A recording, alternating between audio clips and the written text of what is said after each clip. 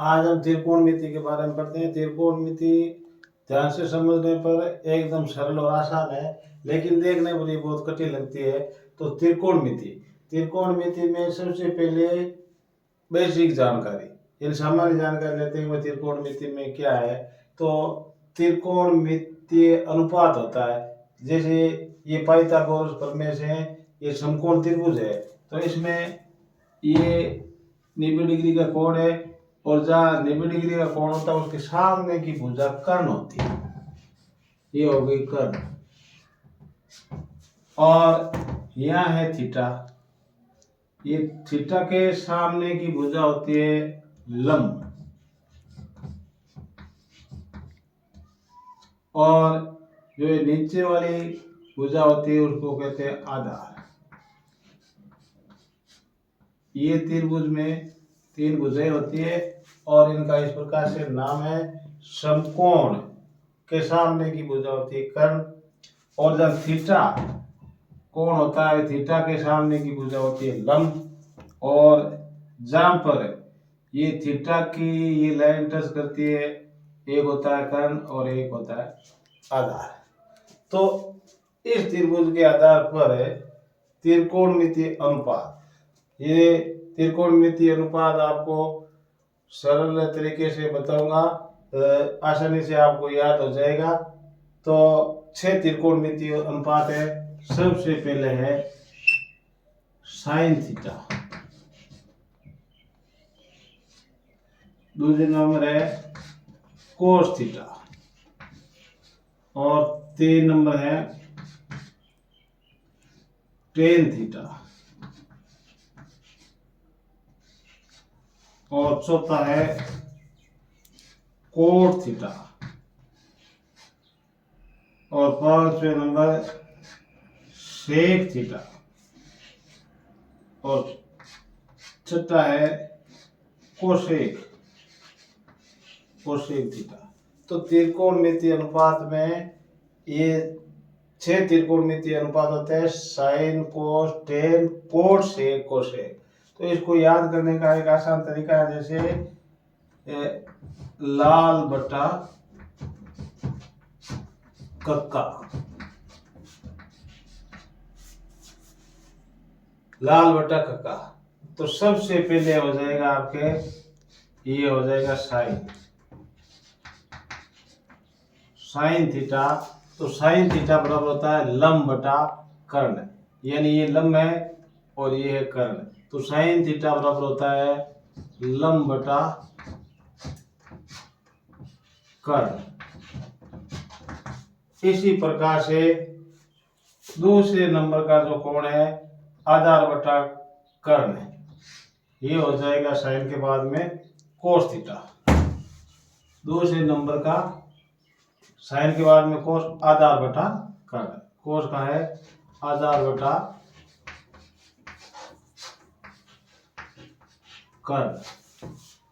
इसके बाद में ये तीसरे नंबर पर है साइन कोस टेन। टेन का मतलब है लंब बटा आधार। टेन का अर्थ है लंब बटा आधार। ये हो गए 3। अब 3 इसके उल्टे होते हैं। जैसे कोट टेन का उल्टा होता है, सेक कोस का उल्टा होता है, और कोसेक है वो साइन का उल्टा होता है।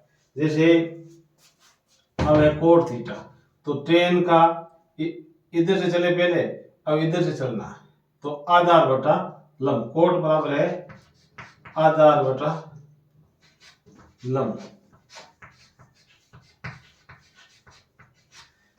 अब सेक इधर से उल्टा चलते हैं, तो ये है कर्ण बटा आधार, यानी ये सेक को सेक का उल्टा है कर्ण बटा आधार, कर्ण बटा आधार। तो सेक है कर्ण बटा आधार, और ये कोसेक है वो साइन का उल्टा, यानी कर्ण बटा लंब। जैसे sine cos tan cot sec cosec, यानी कर्ण बटा लंब, ये कर्ण बटा लंब। तो कर्ण बटा लंब। ये 6 त्रिकोणमितीय अनुपात है। सबसे आसान है, आप सबसे पहले लाल बटा कक्का लिख दो। सबसे पहले है साइन, दूसरे नंबर कोस, फिर टेन, फिर इसका उल्टा कोट, सेक, कोसेक। इस प्रकार से इसको हम, ये त्रिकोणमितीय अनुपात है, आसानी से याद रख सकते हैं। और इसी पर आधारित कक्षा 10 की प्रश्नावली है 8.1, उसके प्रश्न हल करते हैं। बहुत ही सरल और आसान तरीके से सिखाएंगे जो तुम कभी नहीं भूलोगे। तो अब त्रिकोणमिति पर आधारित कक्षा 10 की गणित में प्रश्नावली 8.1 का प्रश्न हल करते हैं। इससे पहले आपको त्रिकोणमिति की सामान्य जानकारी दी थी और उसी पर आधारित ये प्रश्न है। जैसे प्रश्न पहला है प्रश्नावली 8.1 का, तो त्रिभुज ABC में जिसका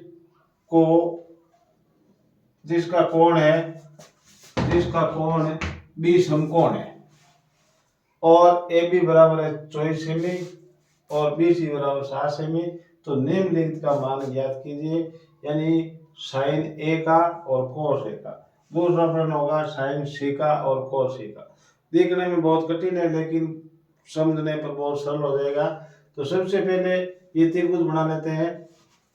जैसे ये अपन त्रिभुज बना लिया। अब ये कह रहा है कोण B समकोण है, तो ये कोण B समकोण है, तो यहाँ A आ जाएगा और यहाँ B और ये C। अब इसके के अनुसार AB, ये AB बराबर है 24 सेमी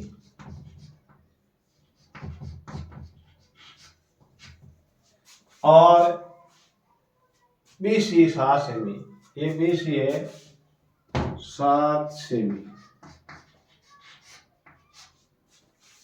अब आपको ये AC ज्ञात करनी है, तो यहाँ पर जो कोण समकोण हो उसकी सामने वाली भुजा होती है कर्ण, और ये है आपके लंब, और ये नीचे वाली भुजा है आधार। तो समकोण त्रिभुज में पाइथागोरस प्रमेय की सहायता से दो भुजाओं का नाप दिया हुआ हो और तीसरी भुजा किसी का भी नाप ज्ञात करना हो, तो पाइथागोरस प्रमेय की सहायता से हम उसका मान निकाल सकते हैं।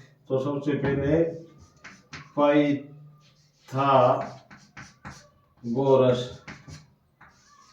परिमेय से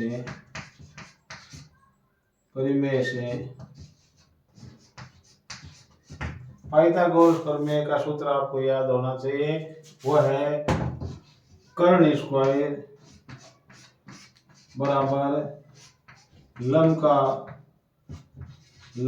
का स्क्वायर प्लस आधार का स्क्वायर।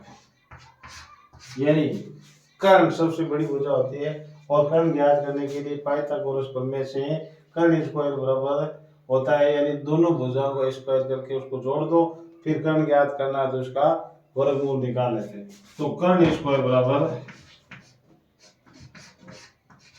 लंब है 24 सेमी, तो 24 का होल स्क्वायर प्लस आधार है 7 सेमी, 7 का होल स्क्वायर। अब इसको आगे हल करते हैं, तो 24 का वर्ग यानी 24 को 24 से गुणा करते हैं, तो जैसे 24 का वर्ग आप इसको गुणा करके भी निकाल सकते हैं। वैसे मौखिक याद होना चाहिए। 416 छक्का 8 को 1, 4 दूनी 8 1 9 और 4 दूनी 8 या 2 दूनी 4, 6 9 और 8 17, 8 गुणा के 1 576, यानी 24 का वर्ग होता है 576 प्लस 7 का वर्ग। 7 का वर्ग है 7 का वर्ग 7 7 गुण 50। अब इसको जोड़ दो, 9 और 5, 9 से 15 और 5 8 को 1 1 बड़ी हुई 4 1 5, 7 5 12 को भी 8 को 1 5 और एक 6 या 625, यानी कर्ण स्क्वायर बराबर है 625। अब हमें सिर्फ कर्ण चाहिए, तो कर्ण बराबर होगा इसका अंडर 625 का अंडर। अब 625 का अंडर अपन निकालते हैं, एक अंडर निकालने का तरीका भी होता है, और सीधा भी मौखिक याद हो तो कर्ण बराबर 625 का वर्गमूल होता है 25। किस प्रकार से? अब वर्गमूल निकालने की विधि भी मैं बताता हूँ आपको। 625 का वर्गमूल निकालना हो तो इधर से 2 के जोड़े बनाओ, ये 2 का जोड़ा और ये 1 का जोड़ा। अब इसमें ऐसी संख्या का भाग दो, उस संख्या को उस संख्या से गुणा करने पर 6 हो जाए। 2 को 2 से गुणा करने से 4 और 3 को 3 से गुणा करने पर 9, तो वो 9 3 नहीं होगा, 2 ही होगा। 2 को 2 से गुणा करने पर 4 होता है, ये 4 यहाँ लिख देते हैं। फिर क्या होता है, इसमें से ये बाकी निकालते हैं, तो 6 में से 4 गए 2, और उसके बाद में पूरा का पूरा जोड़ा उतार देते हैं, ये 25 का 25। अब अगली स्टेप क्या होती है, अब इसमें 2 जोड़ देते हैं, ये 2, यानी हो गए 2 2 4। अब यहाँ पर एक ऐसी संख्या लिखे, उसको उससे गुणा करने पर 5 हो जाए, तो 5 आए तो 5 यहाँ लिख देते, जैसे 5 यहाँ लिख देते, 5 यहाँ लिख देते, 5 यहाँ लिख देते, 5 को 5 से गुणा, 5 चौड़ी 25, आंसर क्या लगेगा 2, 520 है 2 22। अब ये हो गए 0 0 0, तो हमारा वर्गमूल 25 हुआ, यानी 625 का वर्गमूल निकालते हैं तो 25, तो कर्ण बराबर हो गया 25। अब ये भुजा यानी कर्ण बराबर हो गई 25, ये हो गई 25। चलिए अब पहला प्रश्न अपन हल करते हैं।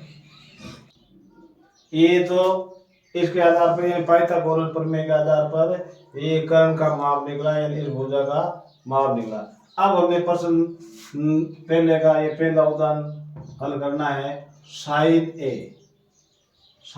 ए यानी साइन थीटा या ए मान ले।